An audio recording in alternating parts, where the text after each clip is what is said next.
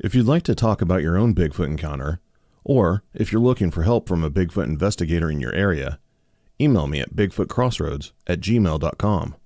Also, be sure to check out the Facebook page and give it a like at facebook.com/Bigfoot Crossroads. You see these pictures, like they do commercials with Bigfoot, and they've got stickers and like books and TV shows and all that stuff. When I see stuff like that, I think about that night. And I just kind of feel like, I know people are going to be curious or whatever. I think people should leave it alone.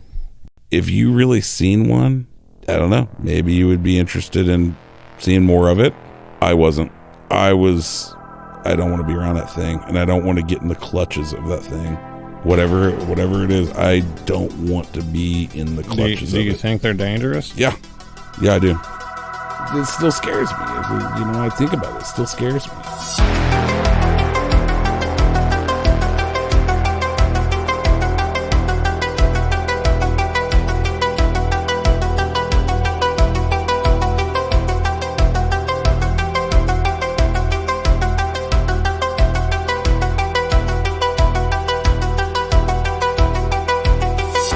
So we're going to talk about Bigfoot. Are you prepared to do that? Yeah, that makes me take a deep breath, though. That's weird. I can still... Do you know when that was? What? Whenever I had a sighting? Mm-hmm. 2002. Down in Jefferson. 2002.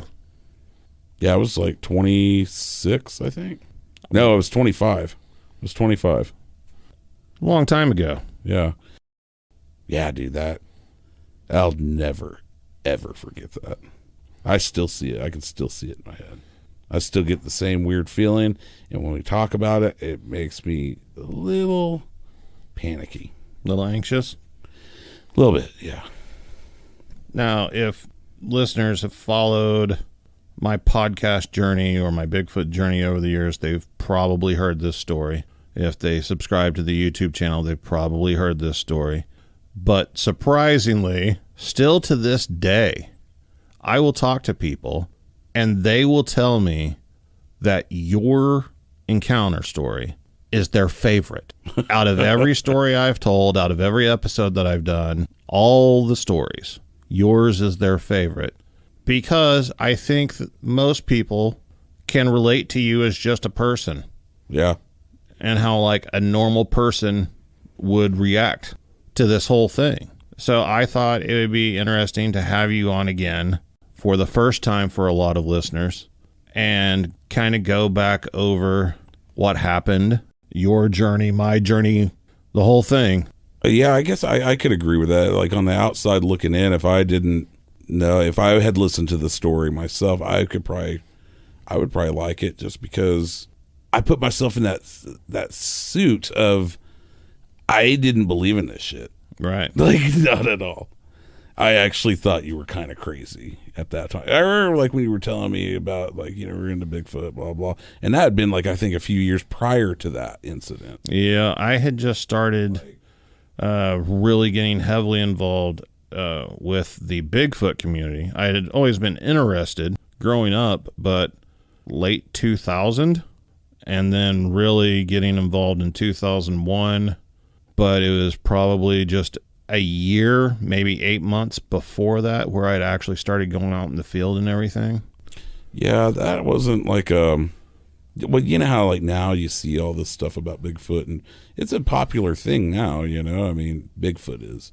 Back then it wasn't. No. If you knew somebody, like, I didn't know anybody that was interested in that, didn't even think about it. I mean, of course I heard about Bigfoot as a kid, and and like the Patty film and all that stuff. I didn't know it was the Patty film, but I knew something about it, and so when you were telling me about it, because me and you would hang out, and I'd smoke a million cigarettes on the back porch. We were best friends. We were best friends from high school, so this is after high school. We're into our early 20s whenever all this started. Yeah, and that's what I'm saying. It's like, I didn't believe in any of it, and like when you started going out to the field, and then I remember you took me with you. Well, you asked me if I wanted to go with you that first time. That was what the The Monkey Chasers barbecue down there in Yeah, Sulphur. I had my journey had led me to a group that was based out of Oklahoma that called themselves the Monkey Chasers. Kind of a tongue-in-cheek thing, but they were a Bigfoot group, and they were hosting kind of a more of a social gathering. It was a barbecue, and I had asked you to go to that with me. But I've actually reflected back on all of this recently, and I've looked at it from a different perspective that I never have before. And that's, yeah, you must have thought I was out of my freaking gourd. I did, and I thought I mean, I'll tell you, when we were down there, that was the first thing with the Bigfoot stuff, like actually being active in it, was going to that barbecue. Whenever I went down there, and I was seeing all these other people and they were introducing themselves and everything, I didn't think you were that crazy at that point.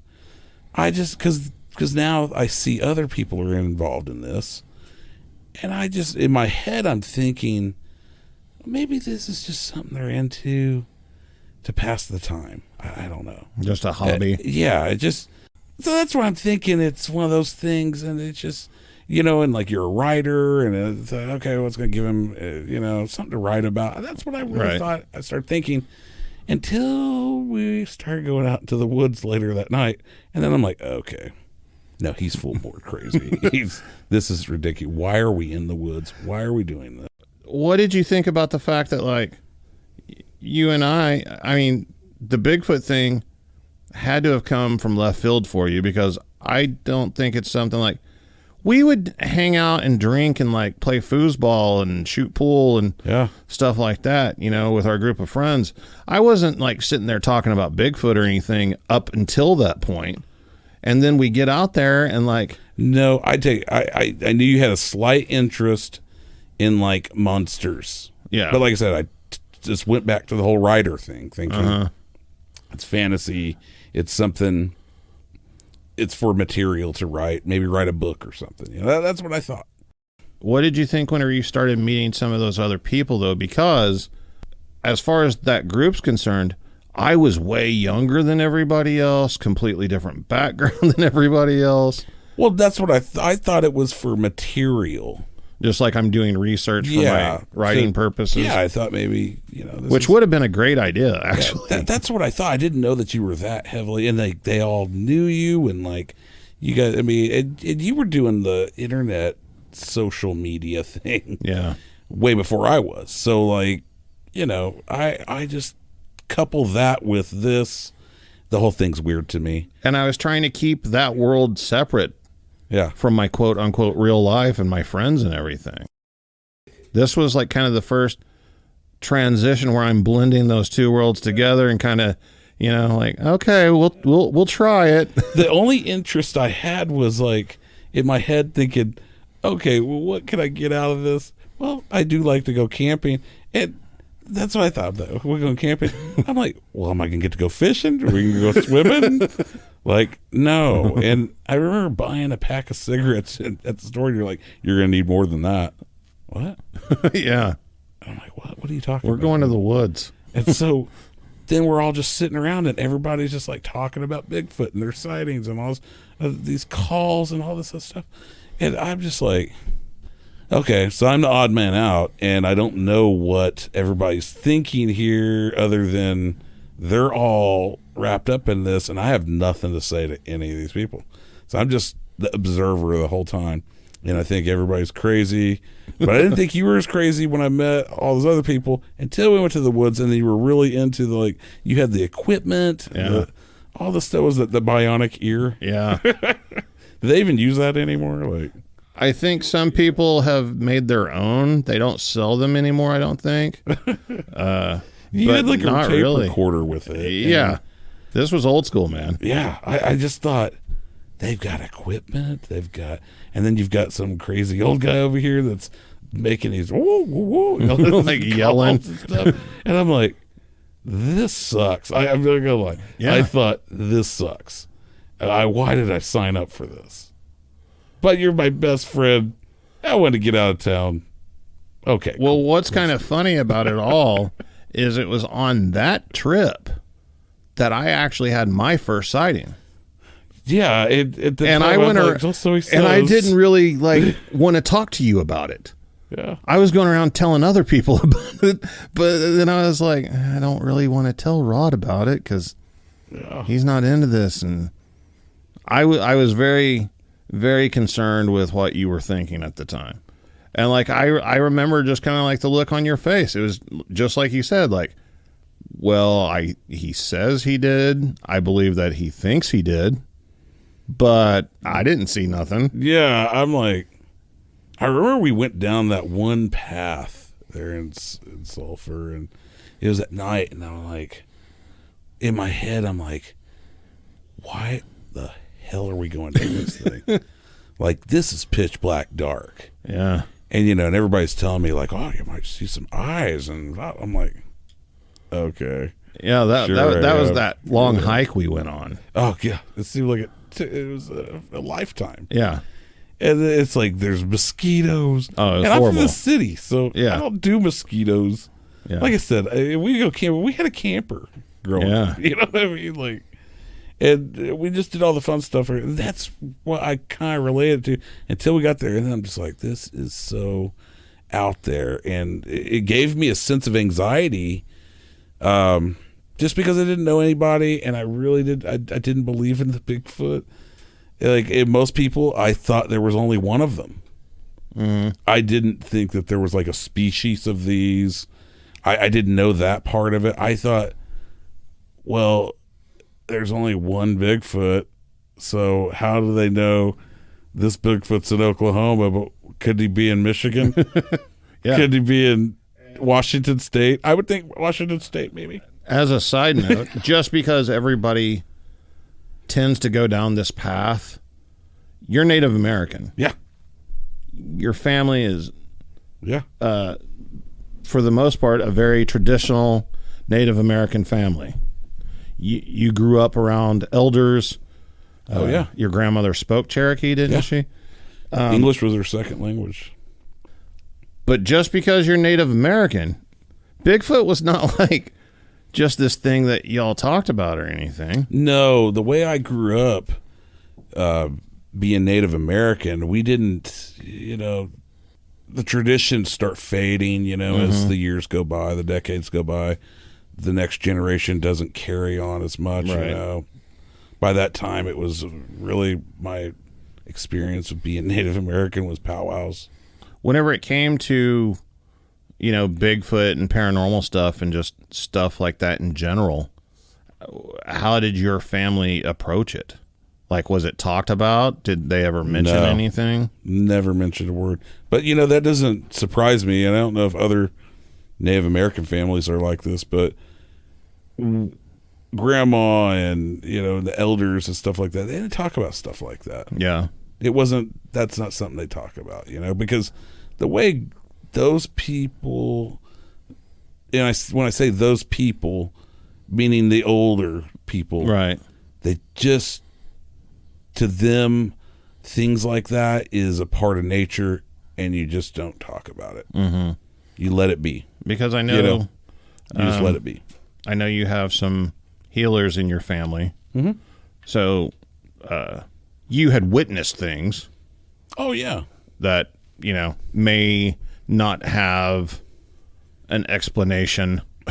Supernatural stuff, yeah, but you guys didn't really sit there and dwell on it or talk about it or anything. No, because grandma, the way she always would tell me about things like that was, it just is, and that's the way it is, and you just accept it and you go on, and that's the way I was taught.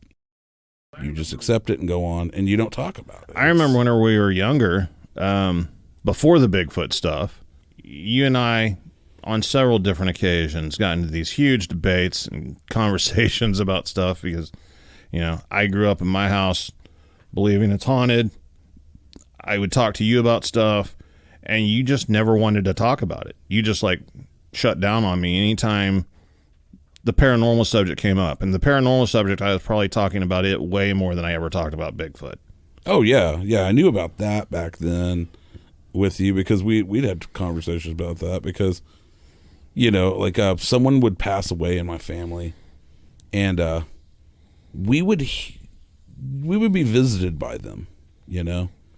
And as a kid, that was always kind of hard to wrap my head around. I had questions myself, but when you would ask grandma or you'd ask someone else, I'd ask an aunt or an uncle, well, yeah, they would acknowledge it and say, yeah,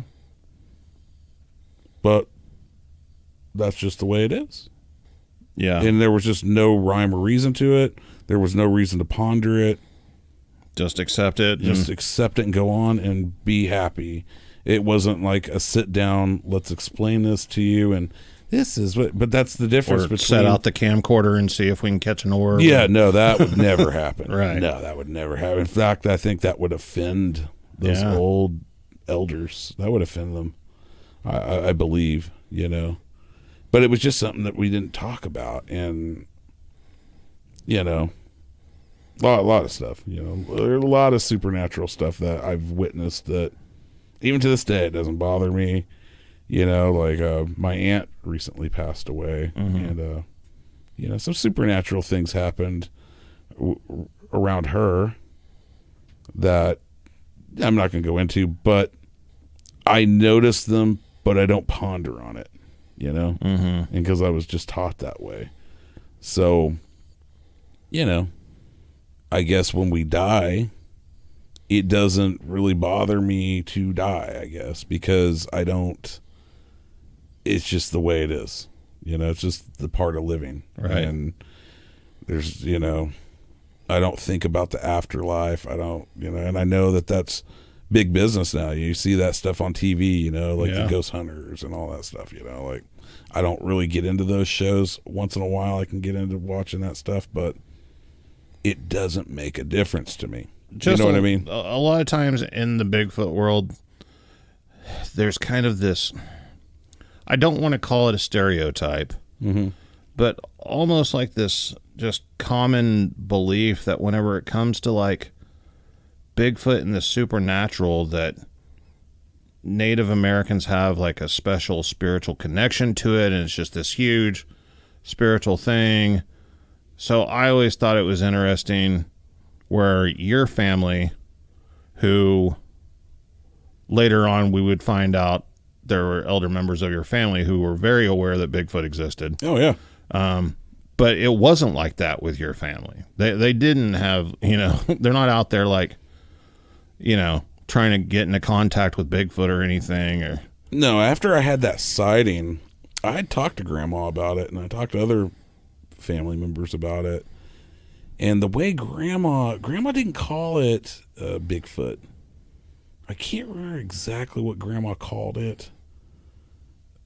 She didn't call it like the boogeyman or anything like that. Right. It was the man that followed Grandpa around. right. You know, or my great grandpa. But for them, the way Grandma described it, you know, when I told her exactly what it was, I saw everything. I mean, you know, me and grandmother were very, very close. Right. Very, very close. You were pretty much raised by your grandmother like I was. Yeah. And so I could talk to her and ask her questions and stuff. And she would teach me different things, and, you know, whatnot. You know, like I know a little bit of Cherokee because Grandma taught it to me, you know. Yeah. But the way she talked about that was the reason, like, my great-grandpa would they didn't ever eat leftovers. Grandpa took the leftovers and put it on some kind of box or something and took it way out, way past the house. You know, and they lived in the country. Right. So they left it way out there. And to me, whenever I heard that, it was to keep, like, the way Grandma described it was to keep it from the house, keep it from coming up to the house. And so it was kind of like a payoff. You know what I mean? Like, Right. Like, We'll bring you look, some food out here we'll if you feed don't you. come up to the house and dig through the trash or steal our crops or whatever. Yeah. And so it didn't, because it knew that it was going to get that food. Now, listening to Grandma talk about it, I believe her. Could have been other animals, probably. Probably. But Grandma said it followed her dad. Yeah. And the only reason why I could think of why it would follow, Like he walked to work and back every day or something Yeah. like that. Yeah. Like, and he, in those times, we're talking like what? The grandma was born in 2013. Wow. 1913. Yeah, early 1900s. So you're talking about like the 1920s, the teens and 20s. Mm-hmm. Grandma was a young girl. They probably they didn't have cars. They probably were still doing the horse and buggy thing or something, or walking. The way grandma talked about was, they didn't speak English until after he died, and they got put into boarding schools. Mm-hmm. So she used to talk about how the government would come in and take half of their food, and take like some of their horses and stuff. They'd leave them with I stuff. can't remember what it was called, but they were like the tax collectors, basically. Yeah, it was some kind of thing. It was for the war, because like World War One was going on, I believe. And I'm not very big on history, but I'm going to assume I think it was World War One around that time. And so it was for her, that was life. And then her dad dies. Her mom can't take care of him because Granny didn't speak any English. Grandma's mom didn't speak a lick of English. Not at all.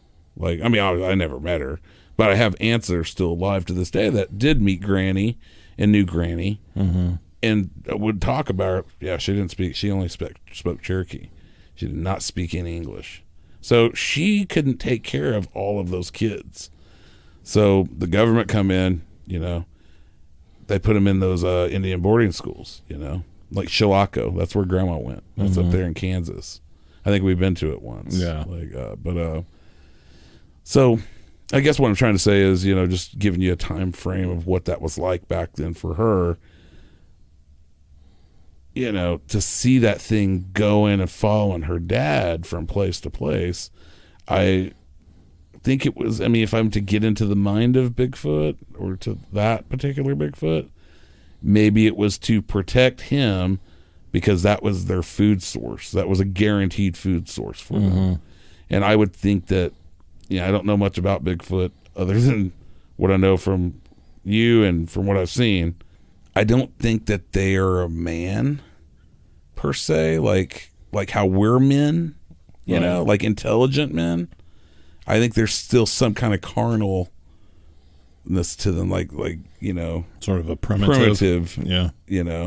And I think that would be a basic need that I think, even dogs can recognize that. You know what I mean? I'm not trying to say Bigfoot or dogs, but even dogs know where their guaranteed food source. Don't bite the hand that feeds you. Yeah. So they wait for you and that whole nine, But so that's what Grandma knew about it, and so it makes sense. But I didn't really. And obviously, there's enough stuff going on with just life that Bigfoot wouldn't have been a big deal or something to be concerned or be the first thing that to pass down to later generations to talk about. Well, her dad was much older as a father than, like, say, my father was in relation to me, Right. Her dad was, like, when she was born, was already, like, 40-something years old, Wow. And had already fathered, other kids before her, Right.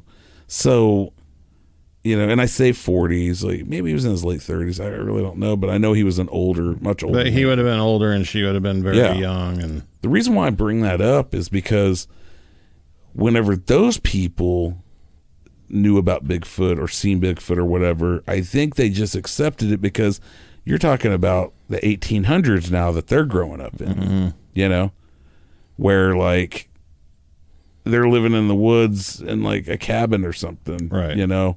And I think it's normal to see that. They probably know exactly what that is. I've never checked any research on anybody from, like, the 1800s that ever talked about Bigfoot.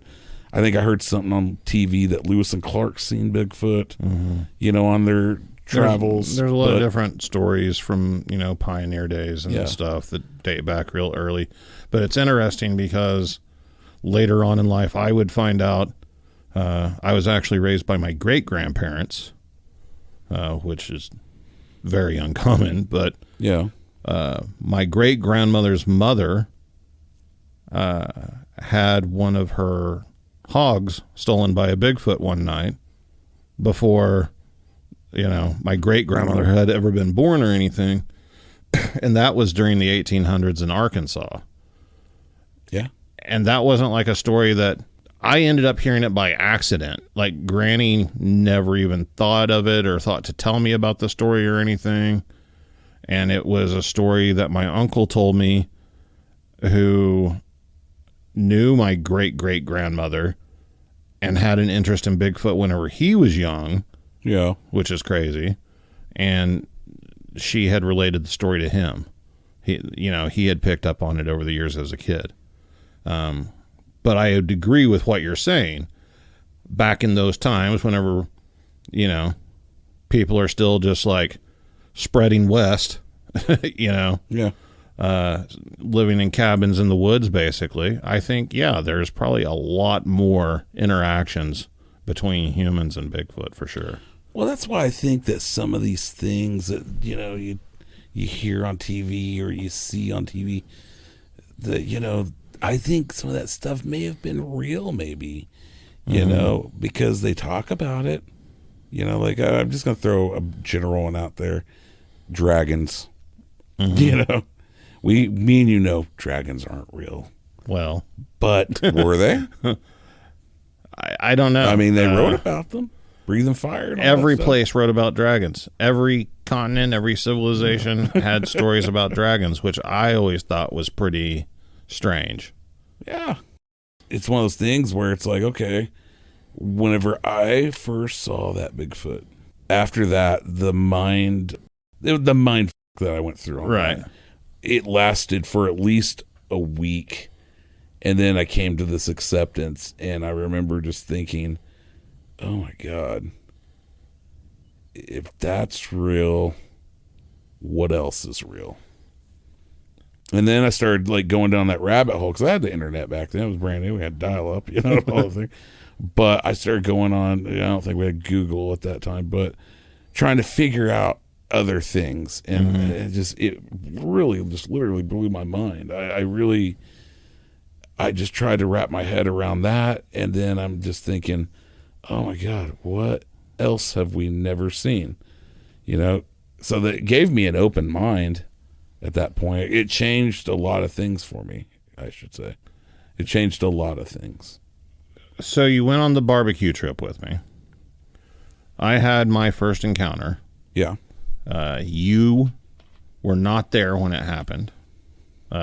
You were in the general area, but you weren't like standing next to me or anything whenever it happened. So you're of the mindset that Matt thinks he saw something. Yeah. You're meeting everybody. You're starting to grasp what this whole Bigfoot thing is about. Shortly after that trip, there's a Bigfoot conference in Texas. I don't want to go down there by myself. I don't want to make that drive alone. Ask you to go with me. Yeah. 2 guys from Tulsa. Load up. Head to Jefferson, Texas. Don't know where we're going. Never been there before. That was wild. Just the trip down there was kind of wild. Yeah, everything was weird. So we get down there. On our way to the campgrounds, we have to drive by this lake. Our campgrounds are actually on the shore of the lake, and there's a dam on one end of the lake. And we're driving across this dam, and there's a little spillway down there.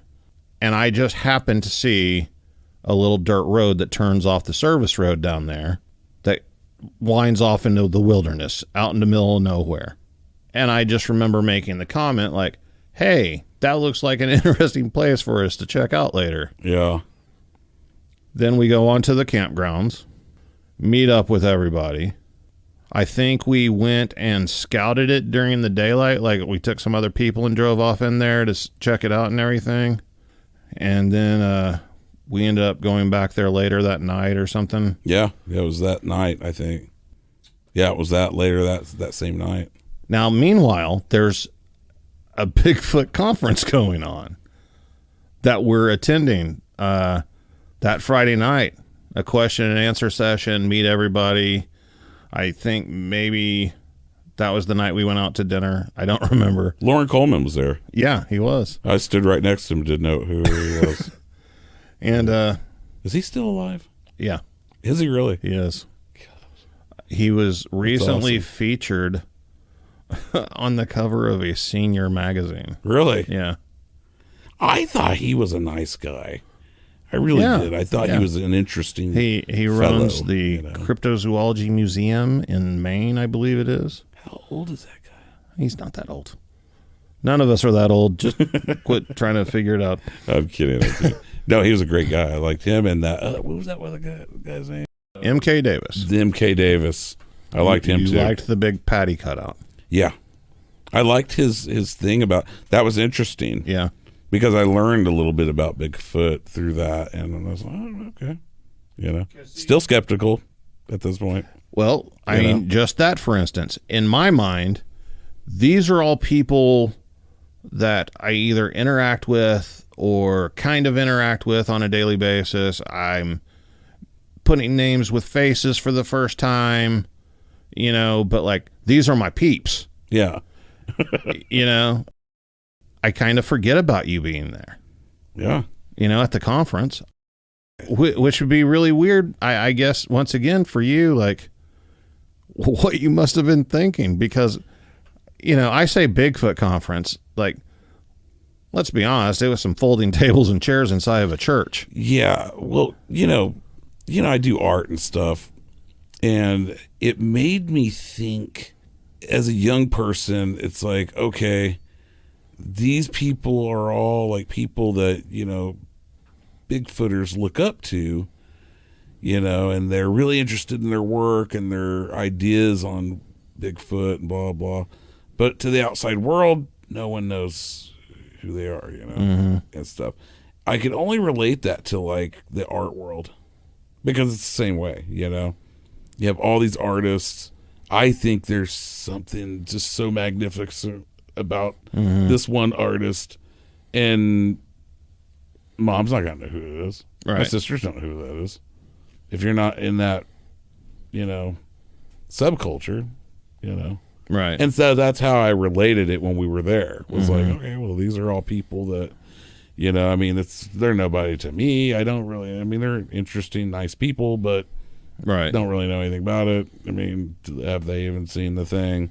Like, where are they tracking him? You know, is it the same thing like Santa? Are they tracking him? You know, so that's just the level of skepticism I'm at. And then I met some guy I talked to down there, and he was on like some space shit that was like with Bigfoot. I'm like, what? So we went now from he's roaming around the woods to now he's in a spaceship. Like, Well, come on, I mean, that's man. another Like, thing. So you're a friendly guy. Yeah. You're an outgoing, friendly guy, and Yeah. people generally like you. And I hope so. I'm saying whenever yeah. they just meet you, Yeah. you know, before they get to know you, at least they like you.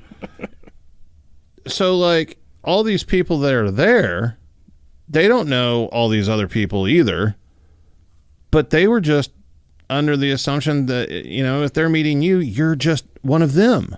Yeah. You're into it as much as they are. Yeah. No idea that Because that was one of the things that, you know, strangers would come up to you and just start talking Bigfoot and Oh, yeah. just Well, you know, at those conferences, they have like books laying out or CDs or I think back then DVDs you could buy. I'm just picking them up, looking at them, looking at the back, and then some guy will come up.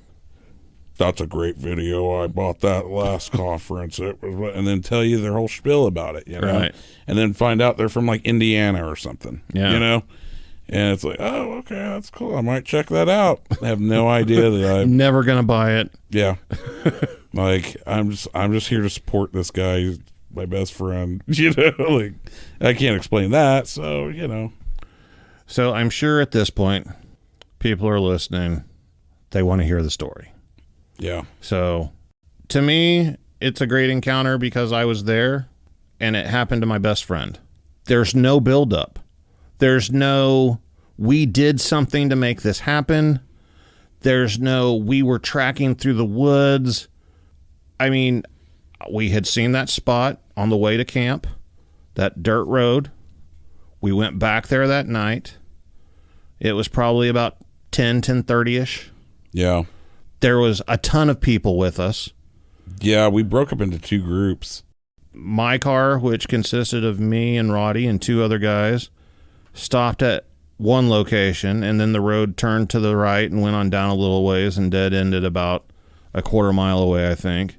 And the rest of the group went on down to the dead end. One of the things that I was taught very early on in Bigfooting is always park with your vehicle facing outward. So if you need to haul ash, you can. Good one. So I had, kind of went along the road and then stopped. They went on down the road, and then I backed up and pulled into this little spot next to the tree line, and we got out of the car. That was pretty far. Like, where it was off the highway, to go down that dirt road. I can't remember if there were signs that the Corps of Engineers controlled that around there or not. I can't remember, but I know there were some signs, and there was like a gate that was there when we got to the end. Yeah. Because remember, we could go through, and it was that one road, and then it forked off one to the right, and then going straight forward, and it circled around, had a little circle thing, and that's when you parked your car around. We went to the first one. Yeah. And so we could go straight, like if we were, just to give the listeners a picture, when you go straight into it, it's like you go off the highway, I think it was a right, and when we go down and you see it's nothing but woods, deep woods. And that was a long ways from the highway. Yeah. That was a good ways. It was a away. few miles. Yeah. So we were very deep in those woods. And when it forked off, they went around, and there was this patch of where the fork of the road goes to the right. I see it in my head. I believe it was to the right. Mm-hmm. There was another patch of woods, just thick, and then you go over, and there was another circle. Yeah. Just like the one identical to the one we were at. And that's where the other group had went. This was state-owned land that they allowed public hunting on. So there were, I don't know if every listener will be familiar with it, but a lot of those hunting lands will have these big metal gates. And they only open them at certain times of the year. At this time of the year, those gates happen to be open to allow us access back there. Yeah. But then once you get back there was more gates, and those gates are where we parked. There's 2 more gates, but those gates were closed. And one of the reasons we picked that particular spot where we stopped was because there was like 2 huge trees pushed down. I say pushed down. They were down, living trees. And we're talking full-grown, mature trees. Yeah. Making an X across that gate where you couldn't open the gate and go back there if you wanted to. Where the circle was at. Yeah. Like, yeah, I remember that. At the back of the circle. That's where I remember those signs at, but like, Right. I don't know what the signs said. Yeah, I don't either. Yeah, so we were there, and it was probably about 10:30 maybe. Yeah. And so we get out, and I'm just like, that's the part where I'm like, okay, it's hot, bugs. And so I'm just walking around. They have all this like equipment, they've got the 2 million candle lit power lantern flashlights, all the big dog stuff. I got like the 500,000 power because it was like, oh, well, he ain't gonna need that. I don't know. I had that. We didn't want to use them. Yeah. And the logic was you would probably be the most likely person to use it. So give you the least powerful one. Yeah. In case it gets used. Yeah. But while we're dispersing the equipment and everything, I mean, like, as soon as we got out of the vehicle, we started hearing stuff. Yeah. Yeah, I remember hearing things, but I didn't really recognize. I didn't know.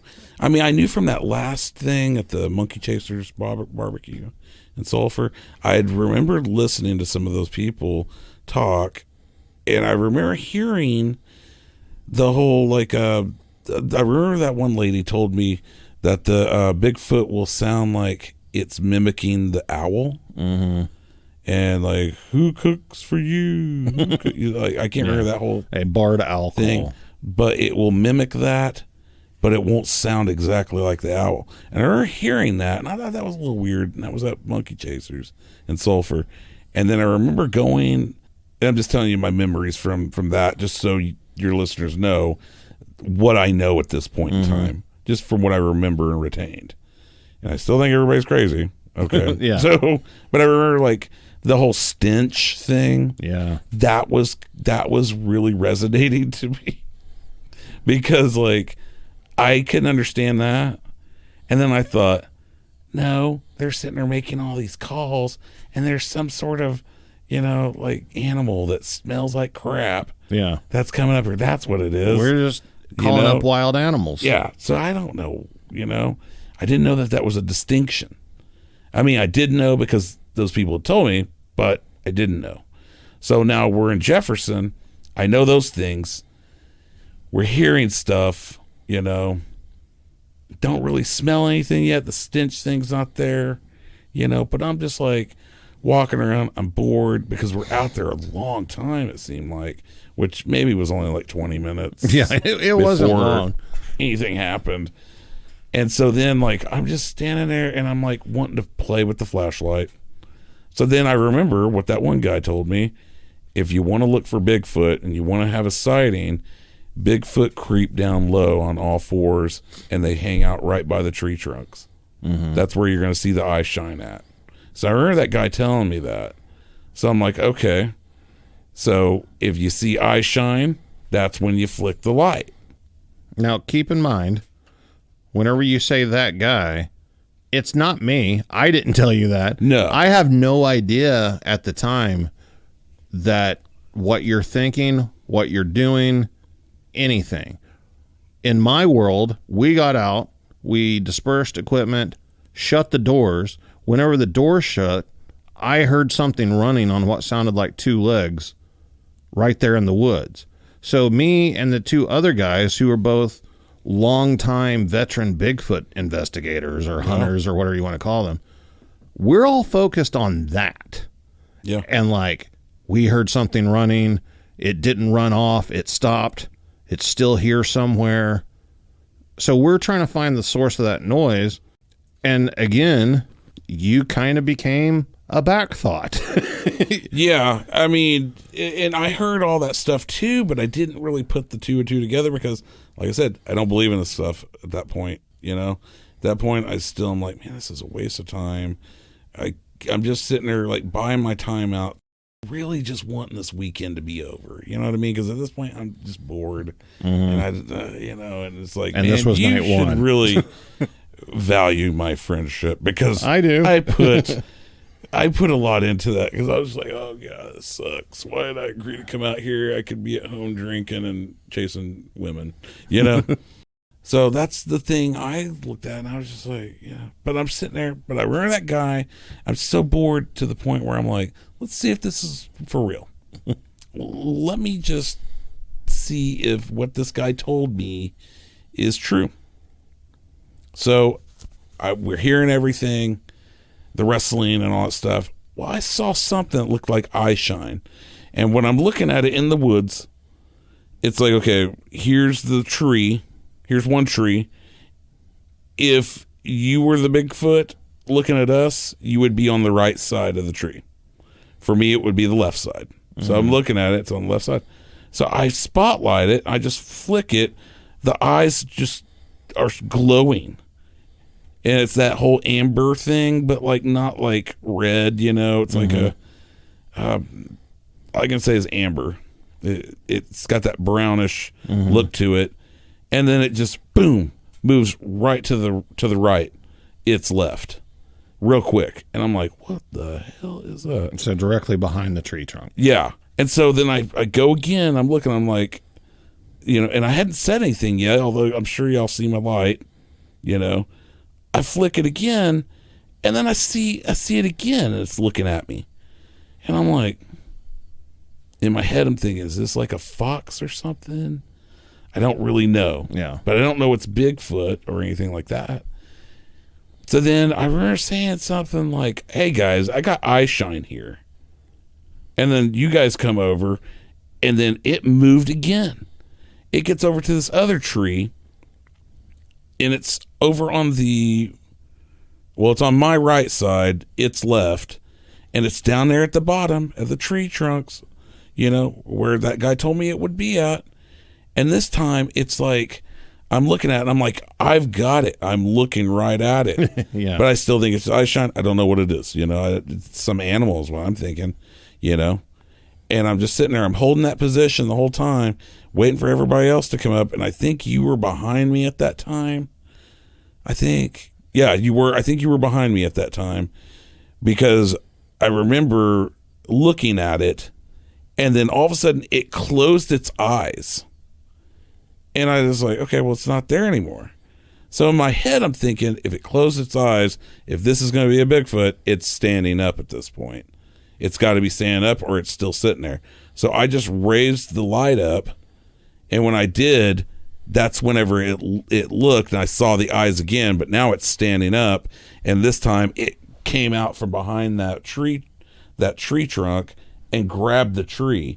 And whenever I saw it grab the tree like that, I could see the hair on its arm sway. Like on the bottom of the forearm. Yeah, like how you see my arm up right now. Mm-hmm. It swayed or whatnot. And it was when it grappled that thing. And I was like, holy shit. And you could see like its hand and its fingers. Yeah, I could see its hand. I could see its body, like half of its body, because it's out like this. Yeah. Like, and I see its face, and I'm like, oh my God. The only thing I could tell you what it looked like was Chewbacca from Star Wars. Just a little bit different. Mm-hmm. It wasn't like huge and muscular, like you see all these drawings and stuff about it. It wasn't huge and muscular, like all ripped up like Arnold Schwarzenegger or something. Right. It was just tall and lanky, but it was taller than, like, if I was to guess, maybe Shaquille O'Neal's size. Yeah. And it looked like it may have been young. If I was to guess its age, maybe a teenager, maybe. I mean, I remember... But I don't know. Like, I don't know how that worked. I just think of that Right. over the years, like, well, maybe it was a teenager or something. I don't know. It looked young to me. But the face, I'll never forget that face, because it had this, like, hair. It didn't look like a beard or nothing. It just had hair all around it, but its eyes and right here on the like forehead, a brow ridge area. it looked like it was like pad. Like, the only way I think about it is, like, on like dogs, their paws, that little. Mm-hmm. That's what it looked like, and I thought if I was to touch it, maybe that's what it would feel like. Mm-hmm. I don't know, but like, it didn't seem. It scared the crap out of me. It scared the crap out of me, because I remember throwing that light up. Well, sorry. Jesus, man, calm down. Sorry.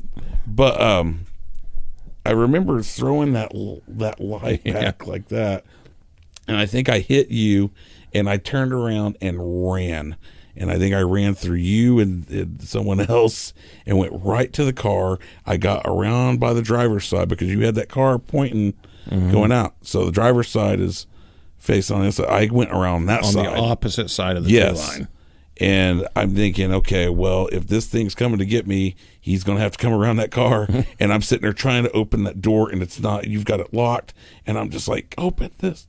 I'm cussing and crying and everything else. And I get in that car. Finally, you come running over there. You unlock the door. I get in that car and shut that damn door.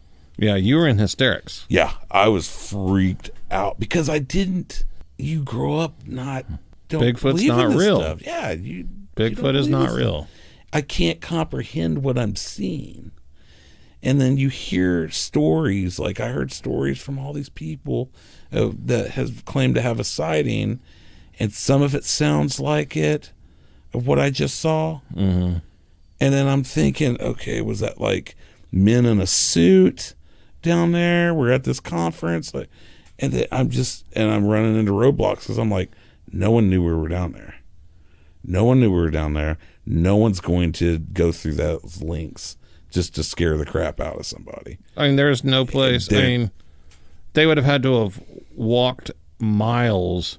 Yeah. Through the dark. I don't even know. There was no place they could have parked a car at that we wouldn't have seen.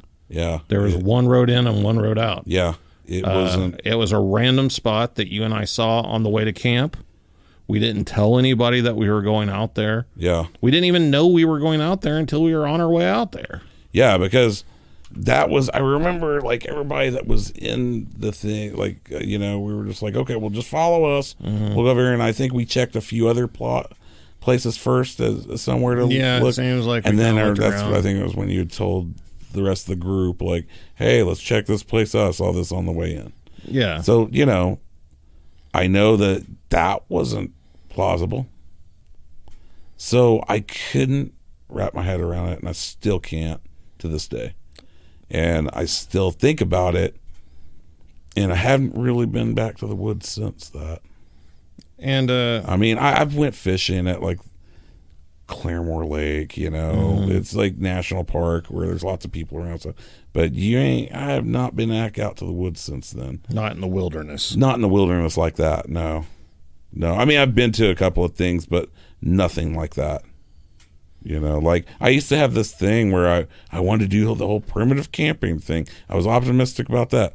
Hell no. Hell no. You'll never catch me doing that. Like, After you saw it and got yourself in the car, we all turned our spotlights on at that point and started looking for this thing. Yeah. And I remember catching a glimpse of something running through an opening in the trees where I could see this was a mature pine thicket in East Texas. I saw like part of an upper arm and like a rib cage and the upper part of a hip. That's what it looked like to me as this thing ran by my spotlight beam through this opening in the trees. The hair was kind of stringy compared to shaggy, and it was basically the same color as like the dead pine needles on the ground. It was kind of a reddish hue to it. Maybe cinnamon, something like that. See, I didn't see that color, but I had the light directly on it. So I think the light bleached out everything that I saw because it all looked gray to me. Hues of gray, like that whole thing. But I had that light directly on it. And the weirdest thing about it, though, is this thing was running off parallel to the road away from us. And I heard it crashing towards the road. And at that point, I'm thinking, okay, it's going to cross the road, and I'm going to get a great look at it because I've got my spotlight on the road. And it came out, and I saw it just for a split second kind of stick its head out of the tree line. I saw the eye shine, and then it ducks back in the trees, and it comes running back towards us. But it's still like maybe 25, 30 yards out into the woods, but we can hear it running through the woods. And at that point, I started getting really nervous because why is this thing running back towards us? And I started making my way around to the driver's side, and I'm getting in, and then the two other guys, they see it, and this thing is like coming right at them, and they're trying to get in the car, which was a big fiasco. But then we get in the vehicle, but we called the other car. We called the other vehicle and told them like, oh, that's right, because they were with the and we were like, hey, because we get down here. Walkie-talkies at that point. Yeah, those little handheld two-way radio things. And we didn't get back out of that car until that other group got there. I don't know. Did they? Because I was in the car at that point, and so I wasn't having no more of that. I wasn't getting out of that car. I don't know. Did they have any activity over on their side too? I can't remember if they did or not. They had heard something. They had heard some calls or something. But for the most part, no, we hadn't really been there long enough, because usually whenever you go to a place, you're there for like hours, and then maybe you'll hear something. So this was all relatively quick for what we were used to. But I thought that there was more of them out there after we had spotted that one. Yeah. Like where the wood line was at behind the car, because all of that was thick. Right. And then over on the driver's side, all that wooded area right there too. That was kind of thick too. Yeah. And so at one point I thought, whenever I'd heard some of the other people's stories about that when we were there, I thought that they had noticed there was activity back there too. Yeah, whenever the other group of people got to us, we all got back out.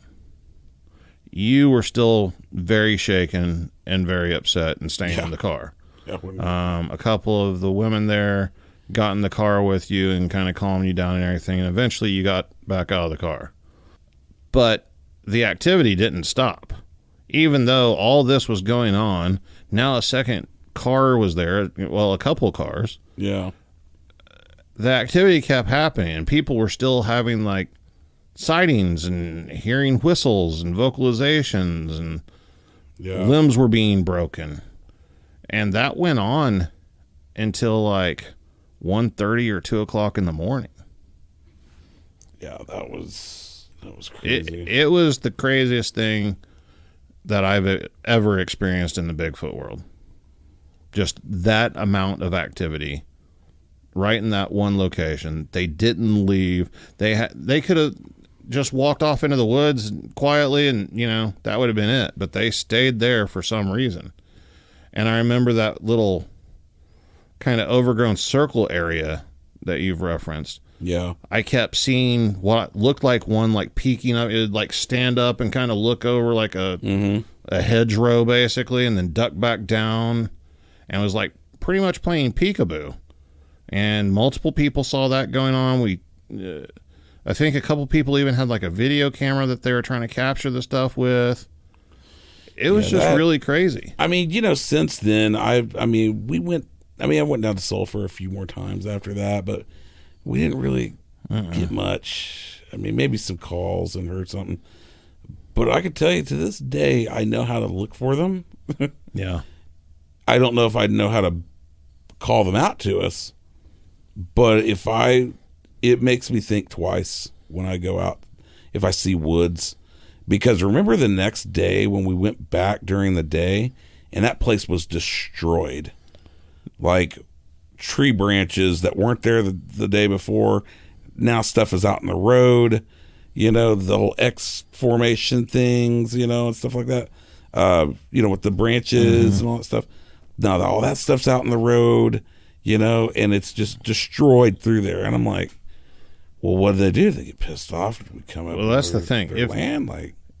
If there was any way that you could try to rationalize or explain away what had happened, what we had experienced that night, the next day, whenever we went back during the daytime, to me, that's when the ice water went down my spine. Yeah. Because it looked like somebody had been in there with, like, a bulldozer or something, just ripping trees out of the ground. And remember, there's that huge tree right where we had parked. Or whatever. We had to get out and, like, move it. Yeah. And there's a huge, tall pine tree where it looked like something, I don't even know how to explain it. It looked like something had taken a rock and tried to cut down a tree. The whole base was shattered. And this tree that was probably, 60 feet tall, was pushed over and had caught on vines on other trees next to it, and that's the only reason it hadn't fallen. Yeah, that was dangerous. And it was right there where we had parked my vehicle. Yeah, because that was kind of dangerous. Like, I remember them telling you, don't go back too far in there because of that tree. But that wasn't like that when we went. Yeah, none of that was like that the night before. Or it wasn't like that the night before, And this was like I said, we left out of there probably about 1:30 or 2 after the activity died down. And that next day, it was before we went back to the conference, and it was like 11:30 in the morning. Yeah. So not much time had passed. It's not like a week went by. No. And that circular area where I referenced the one playing peekaboo or whatever, all the vegetation in that circle area, the saplings and the bushes and everything, were ripped out of the ground and just thrown around. Yeah. That's what was so strange about it, because remember we had found that spot and went down there and just looked at it and was like, okay, yeah, we're going to do this. And it was very clean and tidy. Yeah. You know, for the most part, being out in the woods like that. But when we went back there after that night, the next day, it seemed destroyed for what it was, you know. And then now there's that one big log that's in front of like the gate that was locked, you know, back there by that little circle part, you know, and the whole nine. It just, that flipped me out. And I'm like, okay, if this was a prank, this is very sophisticated for a prank. This is very sophisticated. This would take them all night to do, you know. So that's why, I mean, and like I said, it changed my life after that. It changed my life in the sense of I'm more open-minded about things like that, you know, like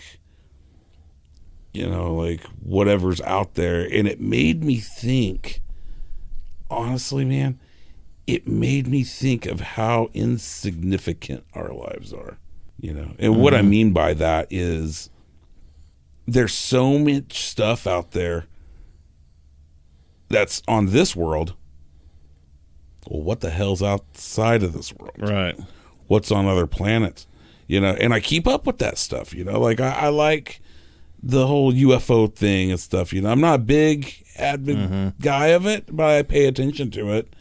And it's all because of that sighting. Because I think, you know, when I read these science magazines or read, you know, stuff, and I hear about, like, oh, planet 946 in solar system, blah, blah, blah, has lots of properties that are just like Earth. Okay. So I keep that open mind of, well, what if there's people there that look just like us? You know, when I hear all this stuff about aliens and UFOs, I don't think they're gray men or little green men or whatever. I think they're probably just us. People that look just like us. Maybe they use more of their brain power than we do, or maybe they're a little bit more advanced, you know. And, you know, so I guess what I'm saying, you know, grand sense is I keep an open mind about all that stuff because, you know, that's something I can't explain. And I'll tell you, I'm not in a hurry to go out there. Haven't been in a hurry in almost 20 years to go find out more about it. And I think that's just because of the way I grew up. Let it be. Let it be. It does its thing. I do my thing. And we can all live together. There you have the Roddy story. Rod, thanks for coming on. Rehashing the events of those nights in eastern Texas once again.